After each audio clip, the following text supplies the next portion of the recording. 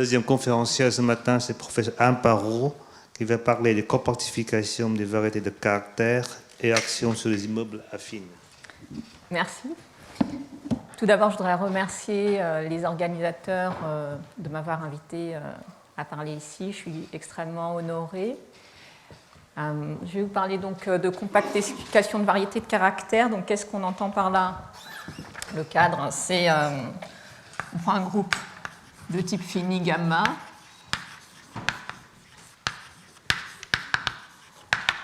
G, je vais prendre pour l'exposé SLN de R. Mais on peut le faire sur les groupes qui sont des points réels de groupes semi-simples algébriques définis sur Q. Plus bas? Tu peux pas écrire plus bas parce qu'on ne va pas. Là? D'accord. OK. Et donc la variété des caractères.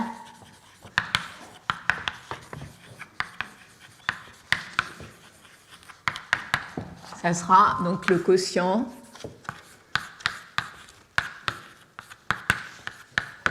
de l'espace de toutes les représentations de gamma dans G, muni de la topologie de la convergence simple, par conjugaison. Et ici, c'est le plus gros quotient séparé. Alors, ça s'identifie au quotient ordinaire si on se restreint au sous-espace des représentations réductives.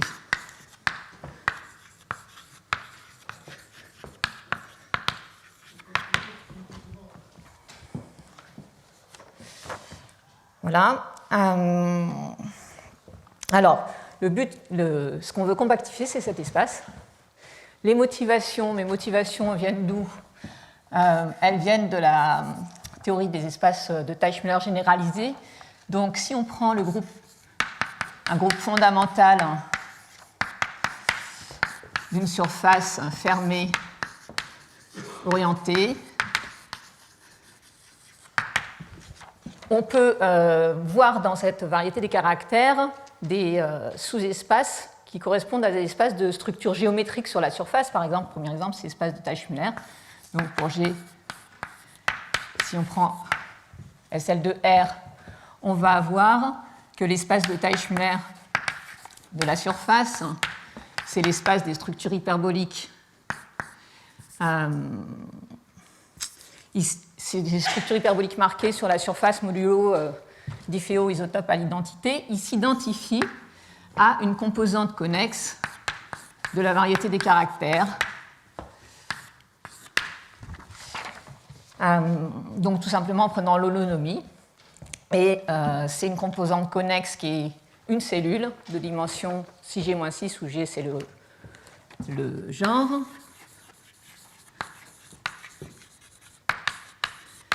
Et qui est formée de représentations fidèles et discrètes.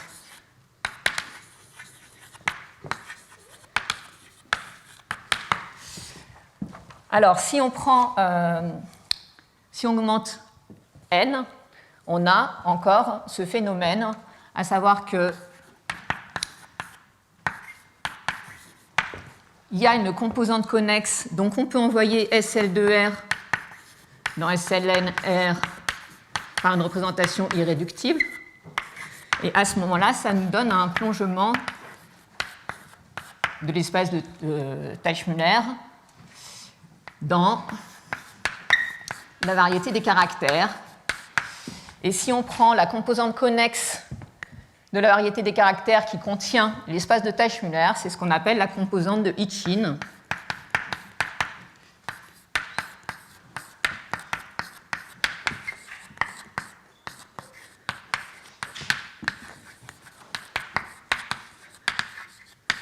Et on a encore ce phénomène que c'est une cellule, donc ça c'est démontré par Hitchin, de la bonne dimension, et elle est formée de représentations fidèles et discrètes, c'est les travaux de Laborie, et qui ont de propriétés de positivité que je ne vais pas détailler pour l'instant. Donc, il y a d'autres espaces de Teichmüller généralisés que je ne vais pas non plus détailler ici, c'est des espaces de représentation maximale, mais ce que je vais raconter, c'est aussi valable pour ça. Voilà. Donc ici, le but c'est de parler des compactifications de la variété des caractères, et c'est motivé par le fait d'avoir des compactifications, notamment des espaces de Teichmüller généralisés, la composante de Chin, les représentations maximales, etc. Alors, les compactifications d'espaces Teichmüller ont été beaucoup étudiées, il y en a beaucoup. Celle dont je vais raconter la généralisation en rang supérieur, c'est la compactification de Thurston, qu'on peut voir comme une compactification par le spectre marqué des longueurs des géodésiques fermées. On peut faire donc cette construction en rang supérieur en généralisant la notion de longueur. Donc, on n'a plus d'interprétation comme espace de structure géométrique sur quelque chose parce que le cadre est très général, un groupe de type fini quelconque et un groupe G avec n quelconque. Mais on peut quand même utiliser une notion de longueur et en fait, ça correspond à un invariant algébrique qui est tout à fait standard, c'est la projection de Jordan.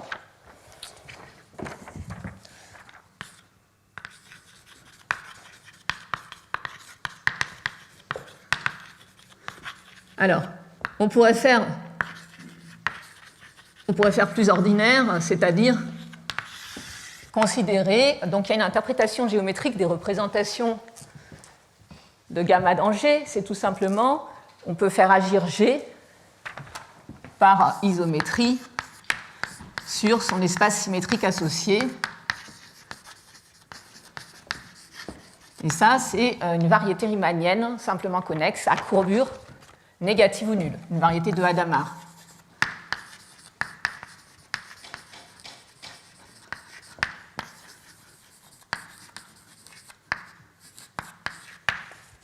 Il s'agit par isométrie.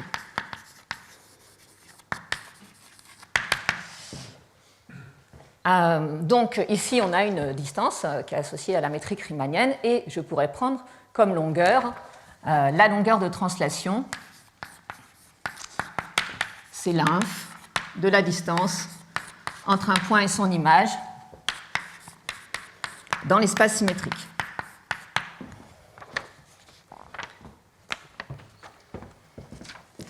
Alors, si G, c'est une matrice diagonale, alors la longueur de translation de G, c'est la norme du vecteur qui est donnée par les logarithmes, on va dire diagonale à quotient quelconque, donc je prends ici les valeurs absolues.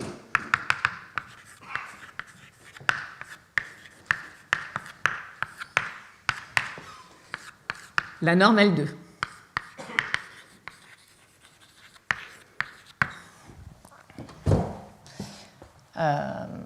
La norme euclidienne. Donc, par exemple, pour n égale à 3, qu'est-ce qui se passe? G translate un plat maximal de l'espace symétrique par le vecteur qui est donné ici.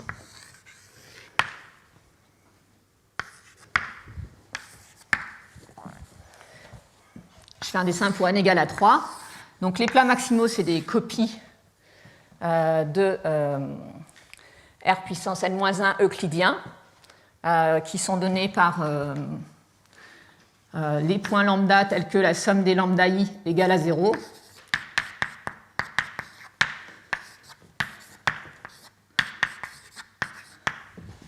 Voilà, donc ça c'est un dessin pour n égale à 3. Et ici on retrouve donc le dessin du groupe de réflexion fini associé à SL3 avec les droites lambda i égale lambda j. Et ici on a le vecteur, par exemple V, si je mets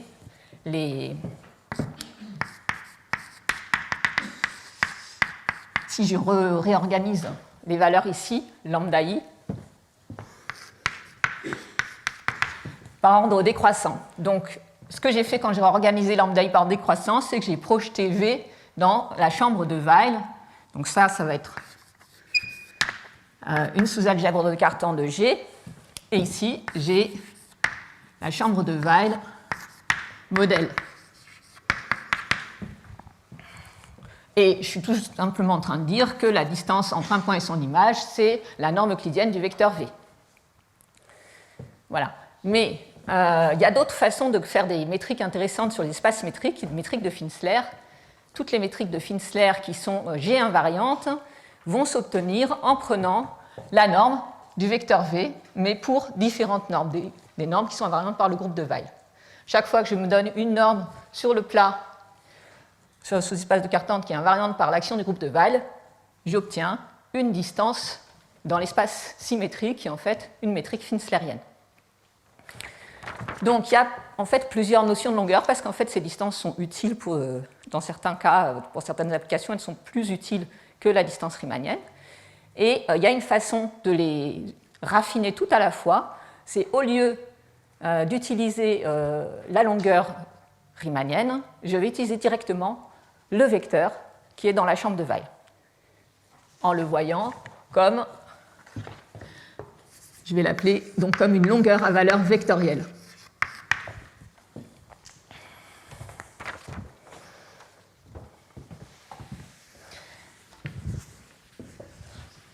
Donc je généralise la compactification de Thurston par les longueurs en remplaçant la longueur par la longueur raffinée à valeur dans la chambre de Weil, et c'est aussi la projection de Jordan de G.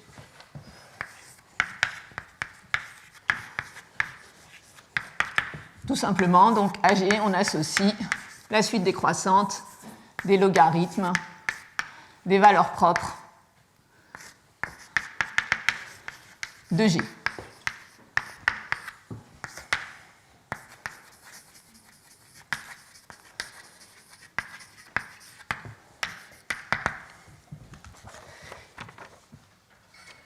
Donc ça, la longueur à valeur dans la chambre de Weil.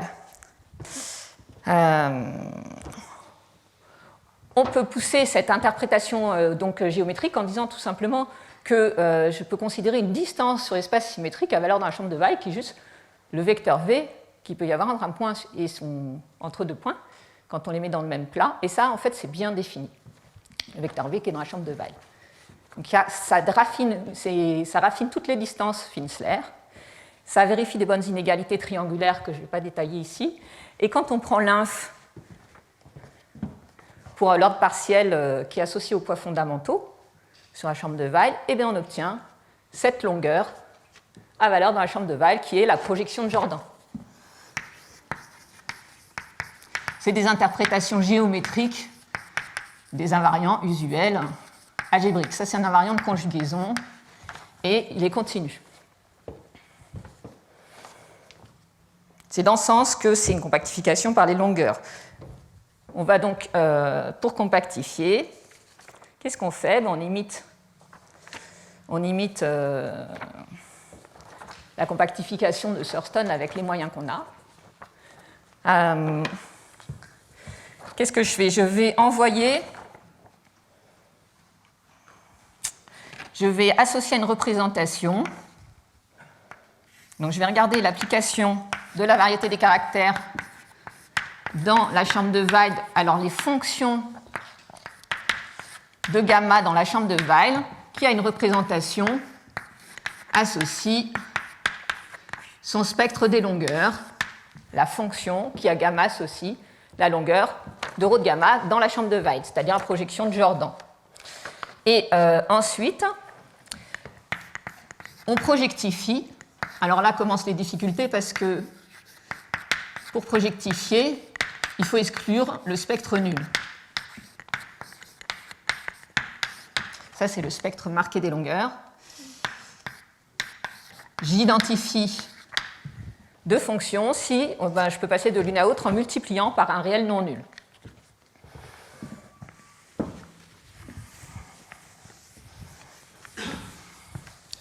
Mais autant dans l'espace Teichmüller, il n'y a pas de structure hyperbolique dont toutes les longueurs sont nulles, les longueurs des géodésiques fermées, autant si je regarde toutes les représentations de gamma dans G, il n'y a rien qui interdit d'avoir une représentation qui est dans un compact et dont toutes les longueurs seront nulles.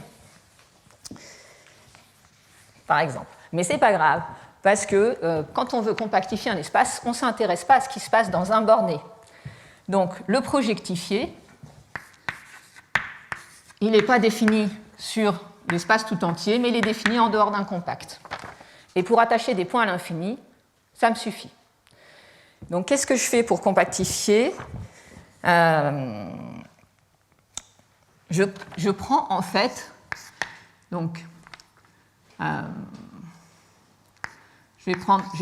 pour simplifier, je vais l'appeler juste x, la variété des caractères, et je prends l'adhérence. Je vais l'appeler la compactification par les longueurs à la chambre de Weyl, dans la chambre de Weyl, comme ça.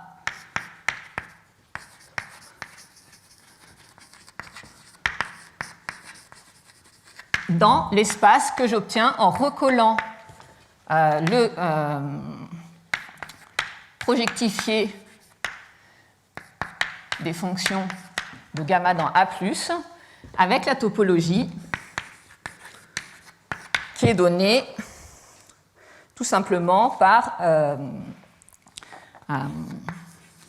si j'ai une suite Roca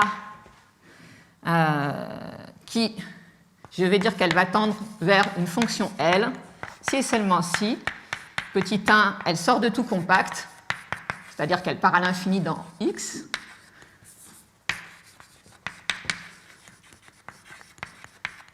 et petit 2, les spectres convergent, c'est-à-dire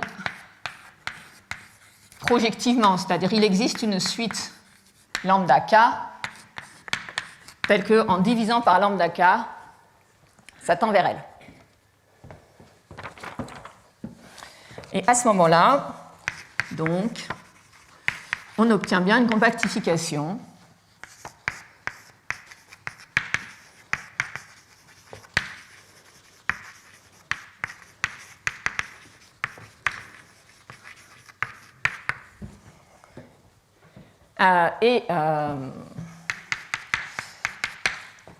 munie d'une action, donc l'action, j'en ai pas parlé, mais du groupe des automorphismes extérieurs s'étend naturellement.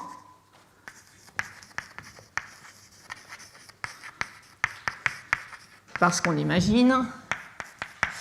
Et il y a une interprétation des points du bord.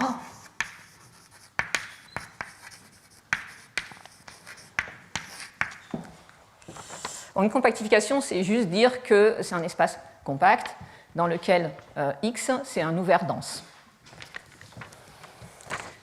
Donc l'interprétation des points du bord, c'est que si je prends un point L dans le bord, donc ça c'est juste le complémentaire de X,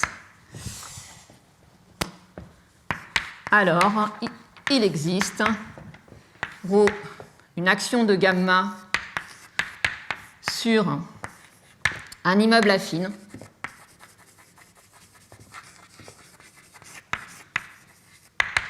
de même type que l'espace symétrique, donc du type de G, sans point fixe global,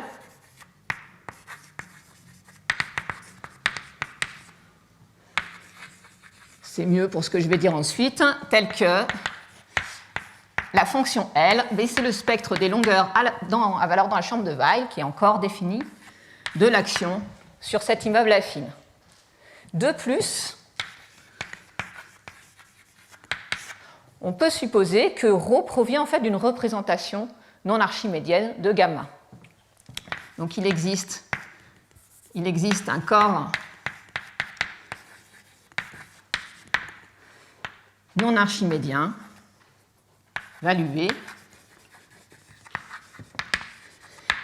Et en fait, il est aussi muni d'un ordre réel clos, c'est-à-dire qu'il est ordonné, et que tout élément, donc réel clos, c'est juste un corps ordonné qui, tel que tout élément positif a une racine, et tout polynôme de degré impair aussi.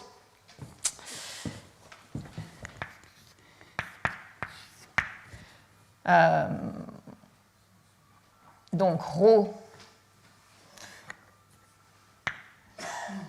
on peut dire que ρ provient d'une représentation de gamma dans G Donc ici, SLN, F des points sur F de G.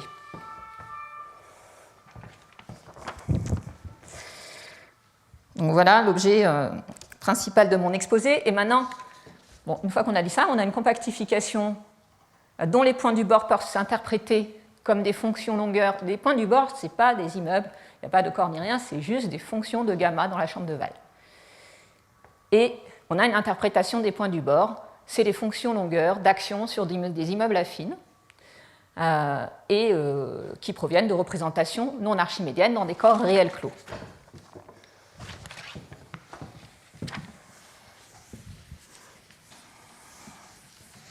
Je vais dire un petit mot sur comment est-ce qu'on obtient. Alors déjà, ça en rang 1, c'était bien connu, c'est la compactification de Thurston pour l'espace de Teichmüller. Et ce qu'on obtient les immeubles affines en rang 1, c'est les arbres réels. Donc le point de vue arbre réel, par exemple, a été développé par Besvina, Paulin, Morgan-Challen. Voilà. Comment on obtient les immeubles affines? Les immeubles affines quand on a une suite de représentations qui sortent de tout compact, qui dégénèrent, qui part à l'infini. Eh bien, on va renormaliser la distance de l'espace symétrique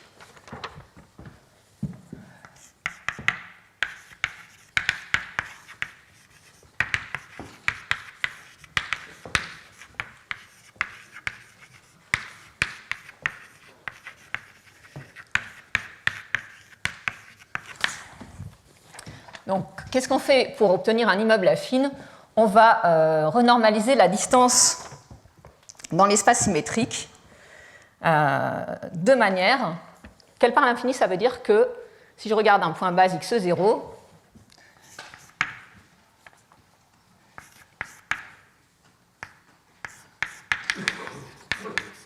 alors la distance dont ce point base est bougé par exemple, des générateurs. Je prends une partie génératrice finie.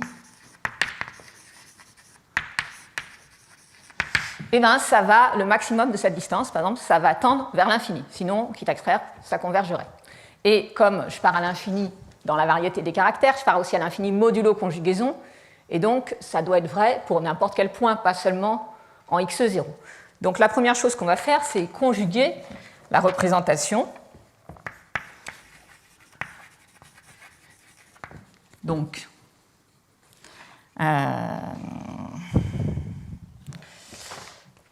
conjuguer la représentation pour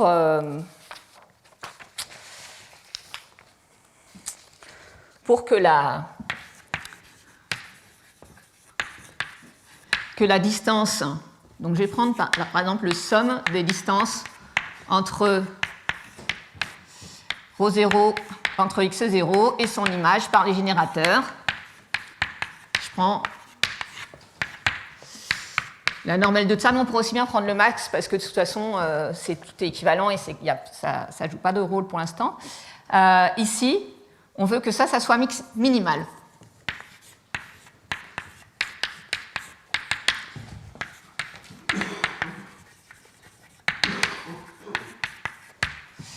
Et on l'appelle du coup, ce minimum, on l'appelle lambda k.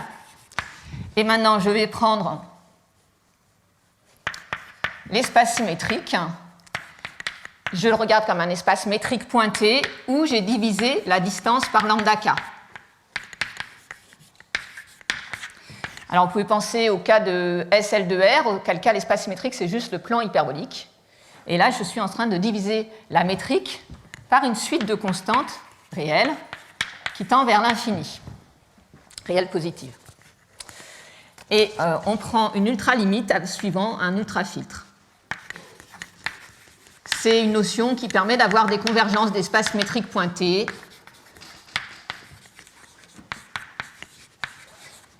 Donc on prend un ultrafiltre non principal sur les entiers.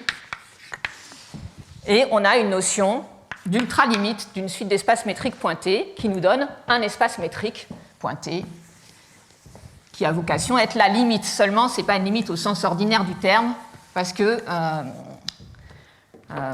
n'y a pas, par exemple, forcément de convergence de Gromov-Hausdorff. Ici, on obtient ce qu'on appelle le cône asymptotique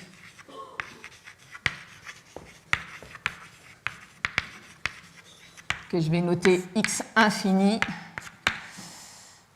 x oméga, allez, oméga, d oméga. C'est un espace métrique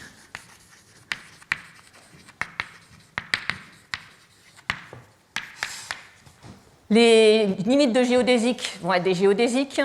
Les propriétés qui sont sur des nombres finis de points se conservent, en particulier si les espaces sont 4, 0, alors à courbure négative ou nulle, alors l'ultralimite aussi, je l'appelle aussi l'ultralimite de la suite d'espaces métriques. Et donc il y a un théorème Kleiner et Leb ont démontré que c'est un immeuble affine, dans le cas où on part d'un espace symétrique. Donc c'est l'immeuble qui intervient les plats, c'est les appartements, c'est la limite des plats maximaux, les limites des plats maximaux.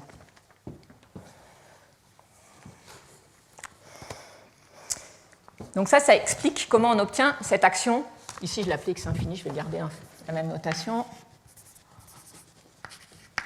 Comment on obtient cette action sur un immeuble affine de même type, parce que les appartements, c'est juste les limites de plats maximaux qui restent à distance dk bornée du point base.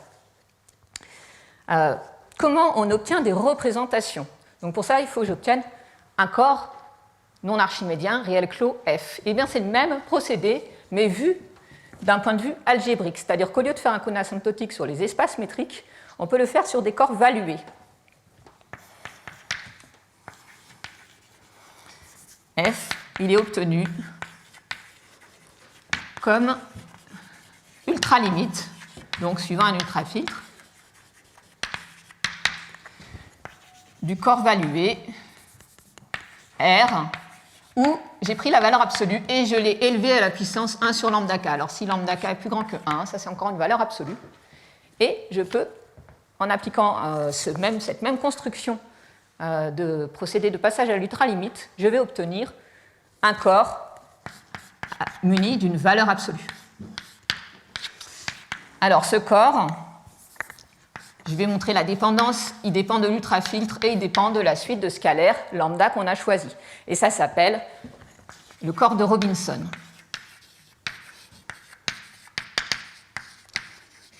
Les opérations, ça va juste être les opérations terme à terme. En fait, il est construit en prenant des suites qui sont bornées par rapport à ça et en quotientant par les suites où cette valeur absolue tend vers 0, qui forment un idéal maximal dans les suites qui sont bornées par rapport à cette suite de valeurs absolues.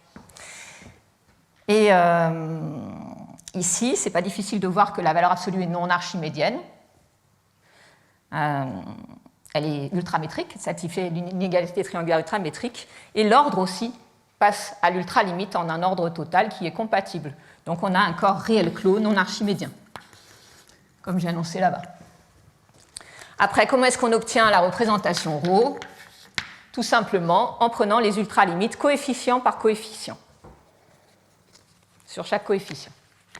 Et donc ça donnera des éléments de ce corps, le corps de Robinson. Alors, je tiens à dire ici que les immeubles dont il est question, là, ils ne sont pas du tout simpliciaux. C'est l'analogue, c'est la généralisation en rang supérieur des arbres réels. Donc, il y a des branchements partout. Donc, il y a une définition dans un papier de Titz, et Kleiner-Leb ont refait une définition, mais qui est équivalente, qui est mieux adaptée pour montrer que les cônes asymptotiques sont des immeubles affines. Et les corps qu'on a là, la valuation, elle prend toutes les valeurs dans R. C'est une valuation surjective.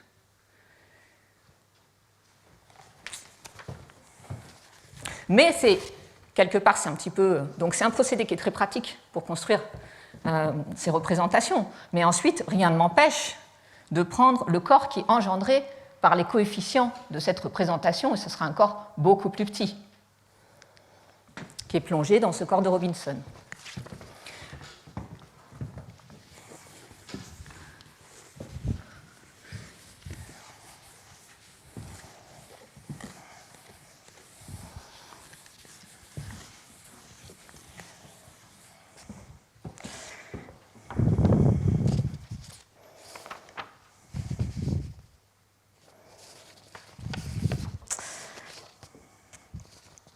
Après, une fois qu'on a construit cette suite, donc ça c'était ces idées pour construire une représentation ultralimite. C'est déjà, donc Frédéric Paulin l'avait déjà fait avant que je fasse la compactification. Et après, le travail qui reste à faire, c'est de montrer en fait que le spectre des longueurs passe continuellement au cône asymptotique et que ce qu'on obtient comme action n'a pas de point fixe global. Et ça, en fait, ça va venir du fait qu'on démontre que si on a une action, une représentation comme ça, si chaque élément a un point fixe, alors il y a un point fixe global. Et quand on fait ce procédé de passage au cône asymptotique ici, on a aussi, je n'ai pas parlé de ça, mais quand on a une suite d'actions qui est bornée par rapport à la distance dk, ça va nous donner une action sur le cône asymptotique. Et elle n'aura pas de point fixe global parce que comme j'ai renormalisé exprès pour faire en sorte que le point base, elle ne va pas fixer aucun point parce que j'ai renormalisé, chaque élément ne fixe pas de point, j'ai renormalisé pour que le point base il soit bougé d'au moins 1 par un des générateurs, en gros. Elle n'a pas de point fixe global. Voilà. Alors ensuite, j'ai envie de vous dire, ça c'est bien, mais ça ne dit pas grand-chose sur le compactifié. D'abord, le cadre est extrêmement général et on ne connaît rien, enfin pas grand-chose peut-être sur la variété des caractères dans un tel degré de généralité. Qu'est-ce qu'on peut, donc si on veut dire des choses intéressantes, on peut se restreindre par exemple au cas des espaces de Teichmüller généralisés. Donc on a quand même...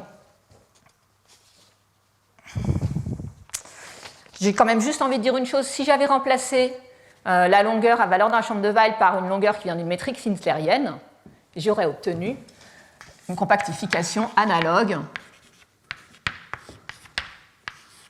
qui est dominée. Donc si je prends n, une norme, W invariante sur le plat maximal, sur le sous-espace de Cartan, j'obtiens une compactification. Et celle-là, elle raffine toutes ces compactifications par les métriques des longueurs finsleriennes. Voilà. Alors, qu'est-ce qu'on peut dire de plus en termes de complète généralité ? Alors, on a fait avec Marc Berger, à partir de maintenant, tout ce que je vais raconter, en gros, ça va être fait avec eux. Alessandra Iozzi et Beatrice Pozzetti.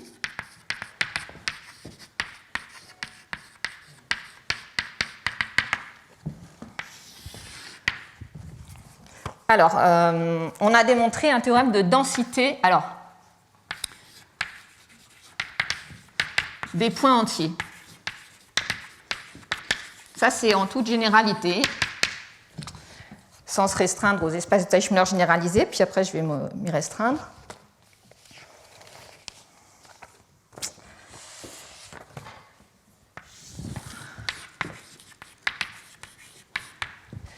Dans le bord, ici, il y a un sous-ensemble dense de points qui proviennent de représentations telles que l'image est contenue dans un sous-corps de F où la valuation est discrète.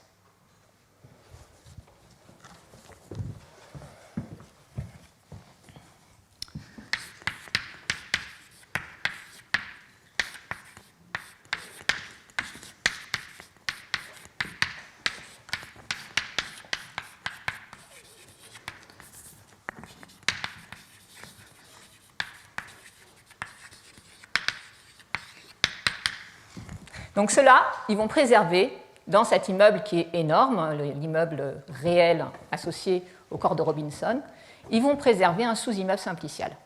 Et en particulier, les longueurs, les points là, ces fonctions longueurs, elles sont à valeur dans un réseau de A.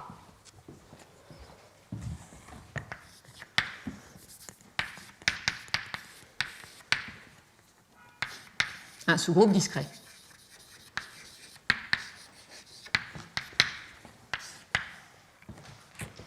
Alors pour faire ça d'abord c'était connu pour l'espace de Teichmüller, il y a plusieurs preuves. D'une part, le bord de l'espace de Teichmüller s'identifie aux laminations projectives mesurées, donc c'est tout simplement les systèmes fermés de courbes géodésiques simples, disjointes, qui correspondent dont les arbres du haut sont des arbres simpliciaux. Et puis il y a une preuve aussi de Morgan et Chalen qui utilisent des évaluations discrètes. Et il y a Brumfield qui a fait une preuve qui utilise la compactification par le spectre réel. Et c'est ce qu'on généralise nous, les méthodes de Brumfield. Donc en fait on refait, mais je n'ai pas vraiment le temps d'en parler bien, la compactification par le spectre réel en toute généralité. C'est une compactification qui domine encore. C'est peut-être trop bas là, mais qui domine tout le monde. Et qui provient de la géométrie algébrique réelle. Ici, on n'avait que des fonctions longueur comme point du bord. Là, c'est réellement des classes d'isomorphisme naturel de représentation sur des corps réels clos non archimédiens. Un moyen de les mettre tout ensemble en mettant une topologie et on obtient une compactification maîtrisable de X sur laquelle l'action du groupe des automorphismes extérieurs de gamma s'étend et qui domine la compactification par le spectre des longueurs. Donc ça, c'est aussi un travail en commun avec tous ces gens-là et qui nous permet donc, la densité des points entiers là-dedans va entraîner la densité des points entiers ici.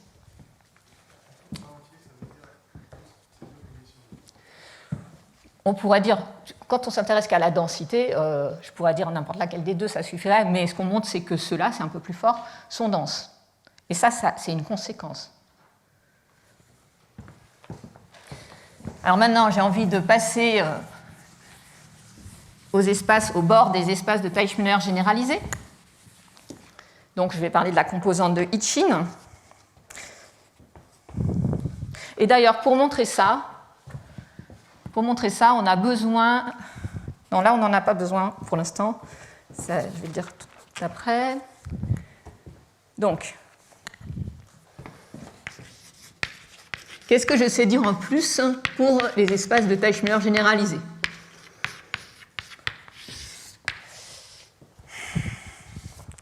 À ce moment-là, donc, je vous rappelle que gamma, c'est le groupe fondamental de la surface, une surface fermée. Alors, on va considérer, quand on prend un point, une fonction L de A de gamma dans la chambre de Weyl, je vais appeler la systole de L. Ça va être la borne inférieure des longueurs de ces vecteurs-là, L de gamma, pour gamma dans gamma différent de l'identité. Et je peux prendre n'importe quelle norme, ça me fera une systole différente, mais en fait, tout ce qui va m'intéresser, c'est quand est-ce que la systole est strictement positive. Donc je regarde dans le bord par les longueurs raffinées de la composante de Hitchin, les points tels que les longueurs sont uniformément minorées, les vecteurs en longueur. À ce moment-là, on démontre avec Berger, Iozzi et Posetti que ce sous-ensemble oméga, c'est un ouvert dans le bord non vide, sur lequel le mapping class group de la surface, qui s'identifie à out de gamma, agit proprement discontinuement.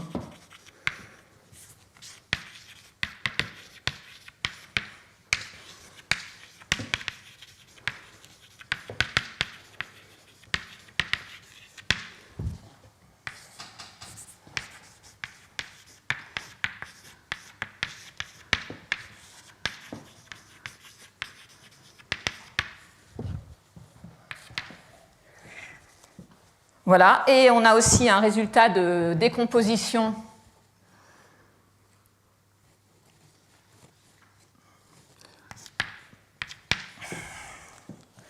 Donc si on prend un point du bord,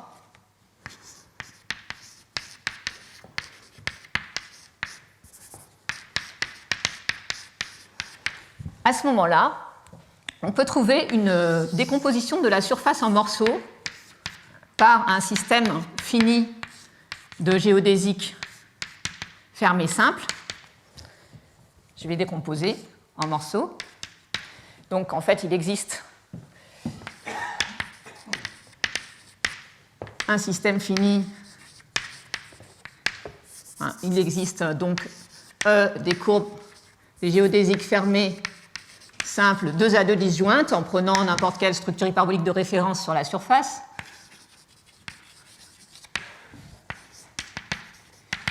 Tel que si je me restreins à un des morceaux,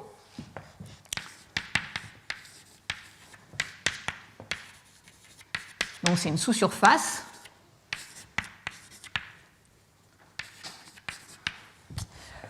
alors, soit de 2 choses l'une en gros, soit la systole est positive en restriction à R,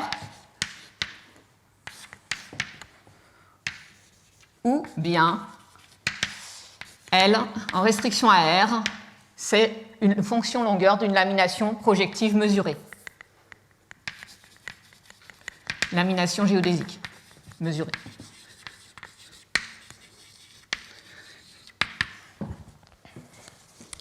Donc on comprend bien les cas où la systole n'est pas strictement positive, c'est juste des morceaux qui correspondent à des laminations géodésiques mesurées. Reste à comprendre les morceaux où la systole est strictement positive.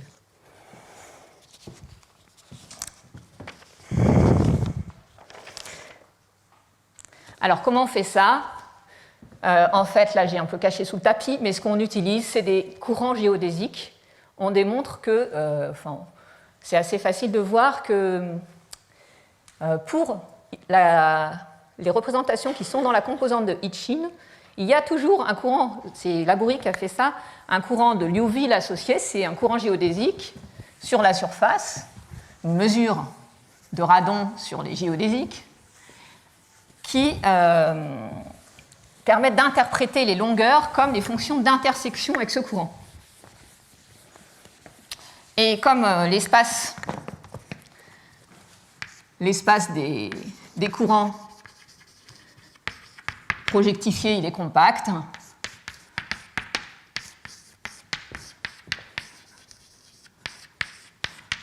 on a donc une application ici qui a une représentation ρ, va me donner un courant associé, mu ρ, tel que l'intersection de mu ρ avec la géodésique fermée associée à gamma, c'est la fonction longueur de ρ de gamma pour une certaine norme. Alors ici, pas n'importe laquelle.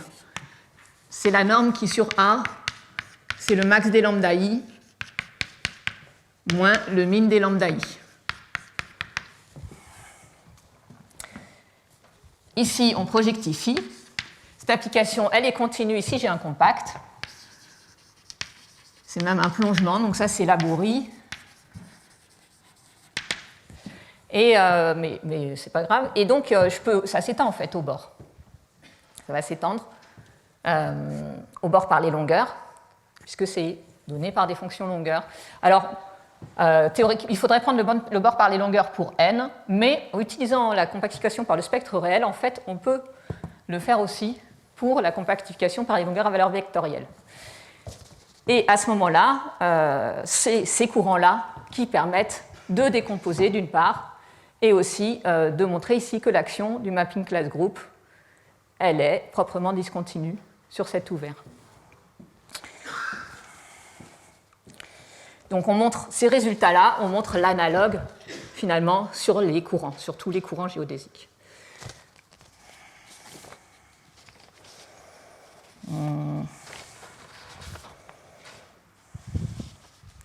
Voilà, alors, j'ai envie de dire, pour terminer, quelques mots sur les questions qui restent à traiter. Donc en fait, pour l'espace de Teichmüller, on sait que la compactification de Thurston, c'est une boule fermée.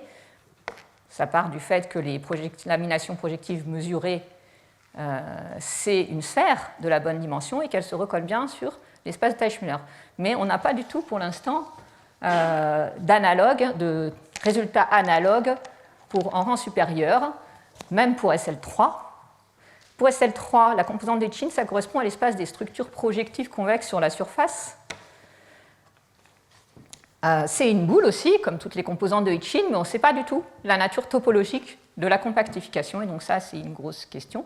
Quelle est la nature topologique de la compactification des composantes de Hitchin?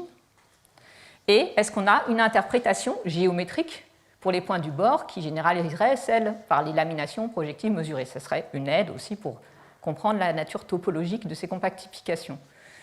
Donc ça, c'est un premier pas dans cette direction, parce qu'on a décomposé la surface en morceaux, et il y a des morceaux où on comprend bien ce qui se passe, c'est des laminations géodésiques mesurées. Il reste à trouver une interprétation géométrique quand la systole est positive. Et là, pour SL3, il y a un candidat naturel, c'est les différentiels cubiques-holomorphes. Alors, quand on a une différentielle cubique-holomorphe,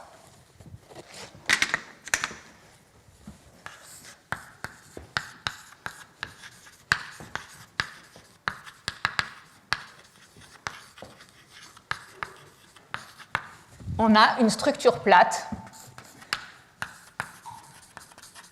de tiers de translation, la métrique plate associée, sur la surface, exactement comme si vous aviez un différentiel quadratique holomorphe, vous associez une structure de demi-translation sur la surface. Là, on peut faire des tiers de tour. Mais les tiers de tour, c'est exactement ce qu'on voit dans le plat de... Donc là, on est pour le cas de SL3. C'est exactement ce qu'on voit dans le groupe de Weil. La partie du groupe de Weil qui préserve l'orientation, c'est des tiers de tour. Et si vous avez une surface qui est plongée dans l'immeuble, et elle sera, qui est plongée, mettons, de façon... elle va récupérer une structure de tiers de translation en rapatriant ce qu'on voit dans les plats. Donc, une question intéressante, une direction intéressante, c'est pour les actions limites qu'on obtient, qui sont sur des immeubles dont le plat modèle est celui-là, construire, pour les points asystoles positifs, des surfaces qui sont plongées dans l'immeuble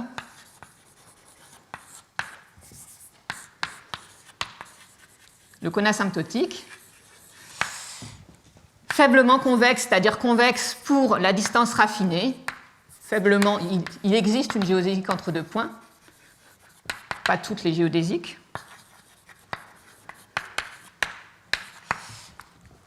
Et qui soit préservée par la représentation.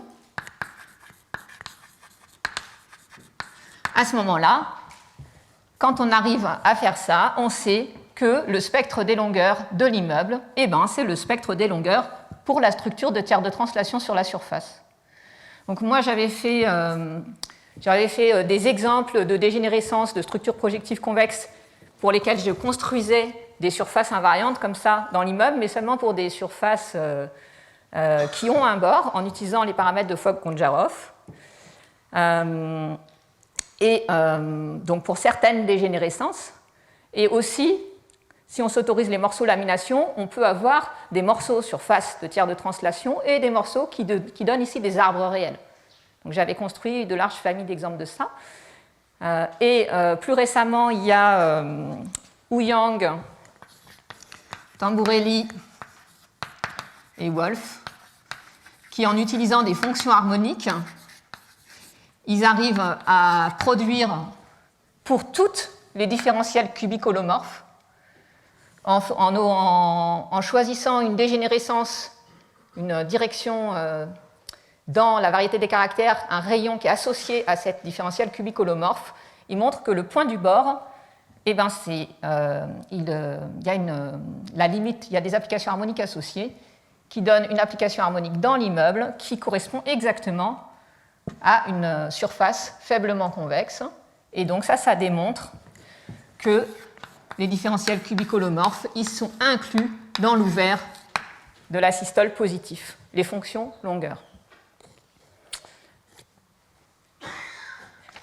Donc la conjecture, c'est que c'est égal. Voilà, je vais m'arrêter là.